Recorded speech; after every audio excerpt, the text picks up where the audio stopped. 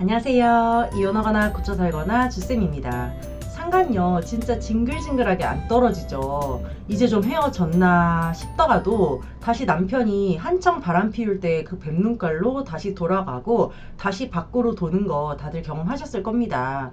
어떤 분류는 내가 치면 칠수록 점점 더 깊어지나 싶을 정도로 시간이 갈수록 더 깊어지는 분류도 있고요. 떨어질 듯 말 듯 하면서 아주 실낱 같은 그런 인연을 이어가면서 떨어질랑 말랑 하면서 오랫동안 불륜을 이어가기도 합니다. 이렇게 상하녀 떼내기가 너무너무 어려운 걸 우리가 다 알고 있는데, 그 중에서도요 그나마 좀 떨어지기 수월한 상간녀가 있고 진짜 징글징글하게 붙어서 안 떨어지는 상간녀가 있는데, 제가 이제 상담을 좀 오래 하고 여러 가지 이제 사연들을 듣다 보니까 얘기만 들어도 아 얘는 좀 오래 가겠는데, 아 얘는 생각보다 금방 떨어질 수 있을 것 같아요, 이렇게 좀 판별이 되는 편이에요. 그래서 오늘은 어떤 상간녀들이 징글징글하게 안 떨어지는지 판별하는 기준에 대해서 한번 이야기해 보려고 합니다. 구독과 좋아요 눌러주시고 끝까지 들어주세요. 잘 안 떨어져 나갈 상간녀들의 특징 첫 번째는요, 잃을 게 없는 여자입니다. 우리가 남편 바람을 고치는 거, 남편이 불륜을 중단하고 가정으로 돌아와서 가정에 집중하게 만드는 거는 남편과 나 둘 사이의 문제가 아니라 나와 상간녀와의 문제다. 그래서 남편이 정신을 차리고 나에게 돌아오는 게 아니라 상간녀에게 남편이 버림을 받았을 때, 남편이 갈 곳 없는 낙동강 오리알이 돼서 겨우 붙어 있을 때가 가정밖에 없어서 가정으로 돌아오게 되는 거다. 그래서 우리가 상대할 건 남편이 아니라 상간녀를 상대해야 된다, 이렇게 제가 누누이 말씀을 드리죠. 그런데 여기서 포인트를 잘못 잡으면요, 아 내가 상간녀를 가서 설득을 해야 되는구나, 상간녀에게 여자 대 여자로, 인간 대 인간으로, 뭐 심지어 엄마 대 엄마로 가서 이야기를 잘 해봐야겠다, 설득을 해봐야겠다, 이렇게 접근하는 분들이 있어요. 상간녀 앞에 가서요 눈물 뚝뚝 흘리면서 제발 우리 가정을 위해서 우리 남편 좀 놔달라고, 당신도 애기 엄마지 않냐고, 우리 애 지금 뭐 고3이고 우리 애 너무 어리고 우리 애 지금 사춘기라서 뭐 난리고, 막 눈물로 호소를 하면서 상간녀한테 거의 빌다시피 하는 분들이 있다는 거예요. 그런데 이렇게 한다고 해서 상간녀가 아유 그래 나도 여자니까 당신 마음 알아요, 말로는 이렇게 하겠지. 그런데 뒤에 가서는 또 상간녀는 본처를 조롱하면서 이 남자랑 더 붙어먹고 떨어질 생각을 안 하는 거예요. 아, 저 여자가 이 남자가 말한 대로 정말 희말이 없고 매갈이 없는 여자구나, 순하디 순한 순둥이구나, 저렇게 남자를 모르나? 이렇게 생각을 하면서 더 안 떨어지더라는 거예요. 그래서 상간녀를 만나서 말하는 스탠스도 설득이나 눈물로 호소하는 게 아니라 충격과 공포로 이 여자를 대해야 이 여자가 아 내가 저 본처를 무시했는데 무시할 만한 여자가 아니네, 저 부부가 이혼 직전이라고 해서 그런 줄 알았는데 저 여자 절대 이혼 안 하겠는데, 와 그리고 내가 이 남자 옆에 계속 붙어 있었다가는 뼈도 못 추리겠구나, 나 진짜 패가망신 하겠구나, 당장 이 남자 버려야겠다, 이런 생각이 들게끔 아내분이 상간녀를 대할 때는 아주 대차고 눈이 돌아가지고 미쳐서 온 것처럼 그렇게 연기라도 해야 된다. 그래야지 상간녀가 그나마 알아듣고 이 남자를 버릴 생각을 한다, 제가 이렇게 말씀을 드려요. 그런데 이렇게 상간녀를 뭔가 협박을 하고 상간녀에게 충격을 주고 공포심을 심어줘서 이 남자를 버리게 해야 되는데요, 그것도 잃을 게 있는 여자들이나 겁을 먹는 거지. 그러니까 가정이 있는 여자, 뭐 자식 있는 여자, 뭐 멀쩡한 직장 있는 여자, 창창한 앞날이 있는 여자, 이렇게 잃을 게 있는 여자여야 빨리 떨어지는데, 잃을 게 없는 여자들이 정말 떼내기가 힘듭니다. 예를 들어서 직업도 없고 뭐 직장도 없고 뭐 남편도 없는 이혼녀, 이런 사람들이 잘 안 떨어지죠. 뭐 한부모 수급자이거나 기초생활 수급자야. 그런데 골프를 치러 댕겨요. 뭐 차도 허름한 거 하나 끌고 댕기면서 골프를 그렇게 치고 다녀. 그 여자가 돈이 어디 있어서 골프를 치겠어요. 골프 치는 것도 남자들 돈으로 치고, 그것도 치면서 남자 만나가지고 또 아는 언니들한테 소개받아가지고 남자 하나 물어가지고 그 남자랑 붙어먹으면서 몇 달 동안 생활비 받거나 뭐 데이트 비용 받거나, 그런 식으로 번듯한 직업도 없이 자기 혼자 사는 여자들, 이런 여자들이 정말 떼내기가 힘듭니다. 직업이 있어도요, 뭐 이거는 비하 발언은 아니고 제가 이제 통계적으로 말씀을 드리는 건데, 보험을 한다든지 뭐 어디 영업사원이라든지 이렇게 어디 회사에 찔러도 전혀 징계가 갈 만한 상황이 아니거나 이 여자 불륜녀입니다라고 직장에 소문을 내도 뭐 다 그렇고 그런 분위기인 그런 곳들, 그런 업종에 종사하는 사람, 뭐 혼자 자영업하는 사람, 네일아트, 미용실, 뭐 피부관리, 왁싱샵 이런 거 하는 여자들, 혼자 1인 샵 하는데 망신 줄 데도 없고요. 그렇다고 내가 어디 온라인에다가 올려버리면 나만 처벌받으니까 망신을 줄 수도 없고 잃을 게 없어 보여. 그런 사람들이 진짜 떼내기가 힘들죠. 이렇게 잃을 게 없는 여자들은 잃을 게 없으니까 겁도 없고요. 오히려 지가 큰 소리를 치기도 합니다. 야, 네 남편 간수나 잘하지 어디 와서 지랄이야. 네 남편이랑 해결해. 부부 둘만의 문제니까 부부끼리 해결하시고 다시 나 찾아오면 나 가만 안 있겠다고. 나도 뭐 아무것도 못할 것 같아? 나도 네 회사, 네 남편 회사 가서 뒤집어 엎을 거야. 이런 식으로 오히려 아내분을 역으로 협박하는 미친 상간녀들도 많습니다. 잘 안 떨어지는 상간녀. 두 번째 특징은요, 내 남편에게서 얻는 이득이 많은 여자입니다. 정말 극단적인 예로 뭐 술집 여자야. 젊은 술집 여자인데 내 남편이 그 여자한테 너 술집 다니지 마. 너 한 달에 얼마 벌어? 800 벌어? 내가 너 한 달에 800씩 통장에 꽂아줄 테니까 너 나랑만 사겨. 오피스텔에서 나만 기다려. 이렇게 하는 경우.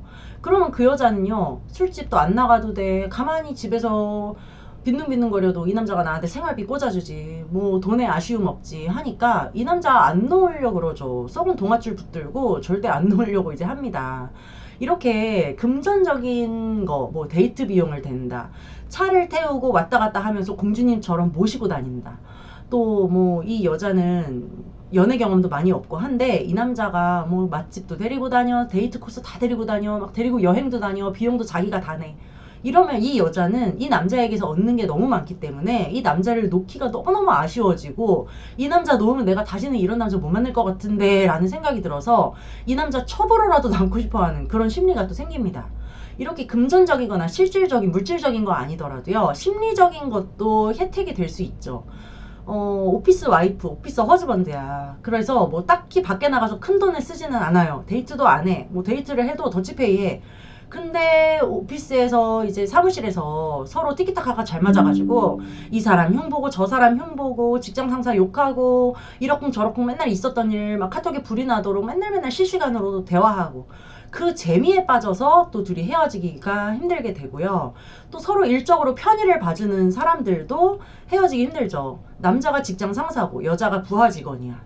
둘이 불륜으로 사겨. 그러면 이 남자가 이 여자를 예쁘게 보니까 일적으로도 너무 이제 잘 대해줄 거 아니에요. 그런 맛에 안 떨어지기도 합니다. 또 서로 돈을 빌려주고 빌리고 하는 그런 금전 대차 관계가 있다든지, 서로 일적으로 돈적으로 엮여가지고 이 사람과 꼭 붙어 있어야만 금전적인 이득이 많이 나는 그런 직업, 예를 들어서 다단계 뭐 이런 직종이면은 그 둘이 여러모로 여러 포인트에서 엮여 있기 때문에 헤어지기가 진짜 힘들어요. 세 번째 특징은요, 이제 다른 남자 만날 가능성이 적은 여자들입니다. 나이는 어리지만 외모가 못나고 뚱뚱하고 별 볼 일 없어가지고 결혼 시장에서는 인기가 없어. 소개팅 하면 다 까요. 그런데 내가 어린 맛이 있으니까 그나마 이 아저씨가 나를 여자로 봐주고 둥기둥기 해준단 말이야. 그럼 못난 여자들, 이 아저씨가 유부남이라고 하더라도 저 가정 깨고 내가 그 후처로라도 들어가고 싶은 그런 마음이 또 있고요. 또 술집에서 이러다가 퇴물된 여자들, 이런 여자들이 또 안 떨어지는 경우가 징글징글합니다. 젊었을 때 다른 여자애들은 돈 바짝 벌어가지고 뭐 괜찮은 신분 세탁해서 괜찮은 남자 만나거나 뭐 다른 거 뭐 꽃집 이런 거 막 차렸어. 그리고 손을 뗐는데 나는 어쩌다 보니까 돈도 못 모아, 괜찮은 남자도 못 물어서 신분 세탁 못했어. 나이는 먹어서 이제 여기서 퇴물이야. 나 이제 뭐 술도 못 마시고 위장도 다 상했고 이제 지긋지긋해, 술집 일 하기 싫어. 그런데 어떤 눈먼 남자가, 어떤 미친놈이 또 나를 좋다고 나한테 목을 매네. 아, 그러면은 내가 진짜 마지막으로 이 남자가 나한테 기회다. 내가 멀쩡하게 평범한 척 하면서 살 수 있는 건 이 남자 무는 방법밖에 없다. 이 생각으로요, 이 가정 깨고 자기가 이 남자 차지하려고 발악을 떱니다. 그렇다면 잘 떨어져 나갈 상간녀들의 특징은 어떤 게 있을까요? 만약에 어떤 여자가 자기 남편이 이 자기가 만나는 이 유부남 애인보다 월등하게 잘 나가. 자기 남편이 무슨 대기업 임원이거나 대단한 사업가고 자기 시댁도 너무너무 잘 살고 자기가 진짜 부러울 게 하나 없는 사람인데 딱 하나고 마음의 결핍 같은 게 조금 있어가지고 이 남자랑 조금 놀아본 거야. 이런 여자들은요, 걸리고 나면 바로 손 떼고 자기 가정으로 돌아가고, 자기 남편이 알아서 자기 가정이 깨질까봐 막 벌벌벌벌 떨고, 빨리 손절을 치는 경향이 있어요. 그리고 또 젊고 미모도 괜찮고 앞날이 창창한 뭐 대기업 다닌다 이런 여자애들, 보통 불륜하는 유부남 만나는 여자들은 자존감도 낮고 성장 과정에서도 가정 환경에 무슨 문제가 있었고 뭐 예전부터 정신과 약을 먹었고 막 이렇게 뭔가가 이렇게 좀 문제가 있는 사람들이 유부남을 만나게 마련인데, 그래도 상간녀 중에는 제가 왜 저렇게 잘난 애가 이런 유부남한테 그러지 싶을 정도로 문제 없는 애들도 있어요. 그런 애들은 정말 실수로 어떻게 하다 보니까 그 불륜을 저지른 거기 때문에 걸린 다음에는 바로 손절치고 자기 앞날이 창창하니까 거기에 흠이 갈까봐 오히려 전전긍긍하면서 불륜을 정리하기도 하죠. 또 어떤 여자들은요, 뭐 취준생이거나 별 볼 일 없어. 그런데 이제 유부남을 만났어. 얘 자체는 잃을 게 없는데 그 집안이 좀 짱짱한 경우 있잖아요. 부모님들이 다 무슨 공직에 있다거나 부모님들이 체면을 중시하고 명예가 중요한 직업이야. 자기 집은 좀 괜찮아. 이런 경우는 그 부모를 공략하는 게 또 키포인트가 될 수 있습니다. 예전에 제가 상담한 어떤 아내분이 남편이 진짜 무슨 공무원 준비하는 그런 고시생 이렇게 그런 애랑 이제 사귀었어요. 근데 얘가 공시생이고 뭐 노량진 같은 데서 살고 막 이러니까 얘가 잃을 게 없는 것 같고 얘를 어떻게 하면 떼내나 막 이 생각을 했어요. 그런데 알고 보니까 얘 부모가 고위 공무원이었던 거야. 진짜 공부하러 노량진에 잠깐 이렇게 하는 거지. 집은 되게 잘 사는 애고 그 부모를 뭐 이렇게 검색하면 나올 정도로 진짜 괜찮은 집이었던 거예요. 그래서 결국은 그 부모를 찾아가서 단판을 지었죠. 내가 네 딸년 앞길 막을 거고, 당신들도 운전하지 못할 거다. 어떻게 할 거냐? 우리 가정 깨져가지고 지금 우리 애는 다 망했는데, 뭐 어떻게 할 거냐고 막 난리를 쳤어. 그랬더니 그 집 부모가 1억 원을 줄 테니까 합의를 하자고 그 부모가 이제 나선 거예요. 이 아내분이 아무리 상간녀를 치고 남편을 설득하고 해도 답이 없었는데, 그 부모를 치니까 그 부모가 앞으로 정말 죄송하다. 저희가 앞으로 딸을 간수를 잘하고 관리를 하고 진짜 딱 헤어지게 만들 테니까 장담할 테니까 합의서를 쓰자 해가지고요. 한 번 만날 시 얼마, 연락 시 얼마 이런 위약부활 조항도 다 넣고 대신에 그 공직에 있는 부모나 이 딸 앞길을 막지 않는 거, 그러니까 어디다가 떠벌리지 않는 비밀유지 조항을 넣고 서로 합의를 해서 1억 원의 위자료를 받아낸 분이 있었습니다. 이렇게 잃을 거 없는 사람인지 잃을 게 많은 사람인지 우리가 어떻게 알 수가 있겠어요. 우리가 증거 잡는 것만 중요한 게 아니고요. 상간녀의 신상, 상간녀가 어떤 사람인지, 상간녀 주변은 어떤 인물들이 있는지 이런 것까지 많이 알면 알수록 그 정보가 힘이 됩니다. 그래서 우리가 상간녀 신상을 좀 조사하고 그 여자에 대해서 좀 분석하는 것도 필요한 것 같아요. 네, 오늘은 여기까지 하고요. 이거나 거거나 카페에 들어오셔서 다른 분들의 경험담도 들으시고 제가 쓴 칼럼도 읽어보시면 많은 도움이 되실 것 같습니다. 여러분 안녕. 다음 시간에 또 만나요.